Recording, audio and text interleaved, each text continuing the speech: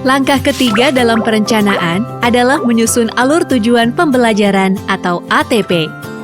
Penyusunan alur tujuan pembelajaran dapat dilakukan jika pendidik sudah memahami capaian pembelajaran dan merumuskan tujuan pembelajaran. Kemudian tujuan pembelajaran tersebut disusun dalam satu alur dan digunakan sebagai pengatur pembelajaran selama satu fase. Video ini akan membahas contoh menyusun alur tujuan pembelajaran matematika fase D.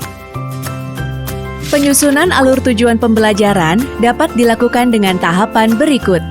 Pertama, pendidik berkolaborasi dengan guru satu fase. Kedua, menyusun tujuan pembelajaran secara logis. Langkah ini juga dapat diterapkan dalam menyusun alur tujuan pembelajaran pada mata pelajaran lain.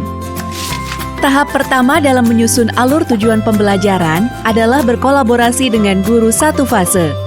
Misal, pada fase D, pendidik berdiskusi menyusun alur tujuan pembelajaran dengan guru kelas 7 hingga 9. Kolaborasi dilakukan agar alur tujuan pembelajaran berkesinambungan dan tidak terpotong sehingga capaian pembelajaran tercapai di akhir fase.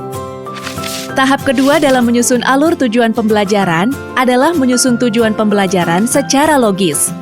Apa konsep dasar yang harus dipahami peserta didik sebelum mereka belajar konsep lain? Pada matematika fase D, peserta didik akan menyelesaikan permasalahan yang berkaitan dengan konsep sistem persamaan linier dua variabel atau bisa disingkat SPLDV.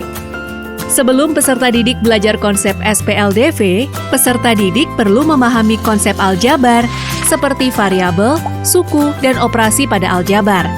Setelah itu, peserta didik belajar konsep sistem persamaan linier satu variabel atau bisa disingkat SPLSV. Teknik ini merupakan cara menyusun alur tujuan pembelajaran secara hierarki. Pendekatan lain yang dapat dilakukan adalah mengurutkan dari konsep konkret ke konsep abstrak. Contohnya, peserta didik memahami konsep konfigurasi dari benda, lalu menentukan jumlah benda pada pola selanjutnya. Setelah itu, peserta didik dapat menyimpulkan pola umum yang terbentuk secara abstrak. Proses yang dilakukan peserta didik menunjukkan di mana peserta didik dapat menentukan generalisasi pola bilangan setelah memahami konsep konfigurasi benda yang lebih konkret. Kita juga dapat menyusun alur tujuan pembelajaran berdasarkan pengurutan deduktif. Pendekatan ini dilakukan dengan mengurutkan konten bersifat umum ke khusus.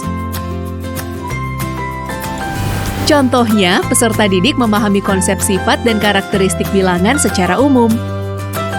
Setelah itu, peserta didik membandingkan persamaan dan perbedaan karakteristik dari bilangan berpangkat.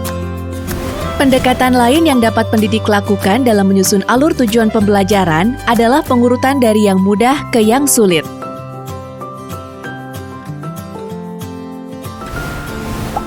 Contohnya dalam menyelesaikan soal yang berkaitan dengan SPLDV. Peserta didik dapat menggunakan metode grafik untuk melakukan penyelesaian SPLDV.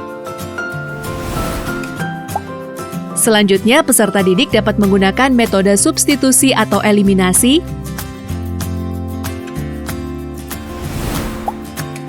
dan metode gabungan antara substitusi dan eliminasi. Penyelesaian SPLDV dengan metode grafik merupakan metode yang mudah untuk peserta didik gunakan sebelum menggunakan metode eliminasi dan substitusi. Penyusunan alur tujuan pembelajaran dapat ditentukan berdasarkan tingkatan kelas, agar materi yang disampaikan dapat menyesuaikan dengan tahapan perkembangan peserta didik dan seluruh capaian pembelajaran dapat dicapai peserta didik. Dalam menyusun alur tujuan pembelajaran, kita dapat menentukan jenis pendekatan yang akan digunakan untuk mengurutkan tujuan pembelajaran sesuai dengan kebutuhan. Pengurutan tersebut kemudian membentuk suatu alur belajar satu fase, dimulai dari awal fase,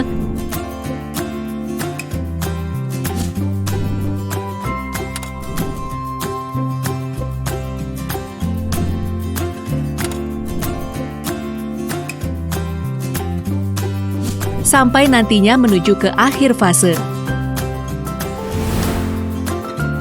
Berdasarkan ulasan tersebut, dapat kita simpulkan tahapan menyusun alur tujuan pembelajaran adalah: pertama, pendidik berkolaborasi dengan guru satu fase. Kedua, menyusun tujuan pembelajaran secara logis. Apakah Bapak atau Ibu guru siap menyusun alur tujuan pembelajaran?